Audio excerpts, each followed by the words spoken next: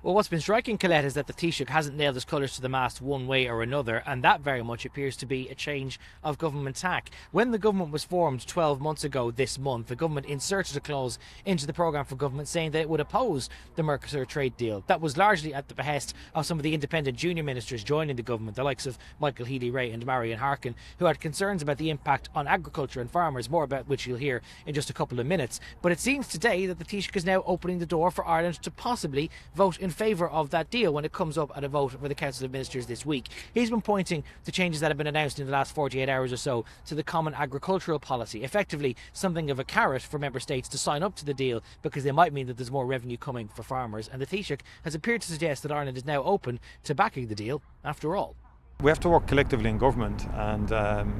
my view is we have to think of Ireland into the future, and we have to look at Ireland, what's in the best interest of Irish farmers, because we've other negotiations to be had. We've made progress on a number of issues on agriculture, but we have significant more progress to make, particularly on the income side.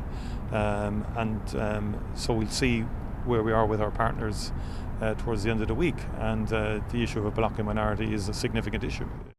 Now, that final point from the Taoiseach about a blocking minority is an interesting one, because there is an argument that with Ireland about to inherit the rotating European presidency in the second half of this year, that it might be considered somewhat unwise for Ireland to use a finite amount of political capital trying to agitate against this deal and form a coalition with other member states to try and block it if they know that that's going to be a losing attempt. Italy, for example, is perceived as having changed its stance on the vote on the treaty in the last couple of months, and that might mean that there's simply no way to stop it going through when a vote is called ultimately on Friday. But the Taoiseach's remarks signalling some openness to it could yet be stymied by some of those junior ministers, the likes of Micheál Martin and Marian Harkin, who remain very concerned about the impacts in their constituencies, and it remains to be seen what exactly they might have to say about the Taoiseach leaving the door open to Ireland's apparent change of tack.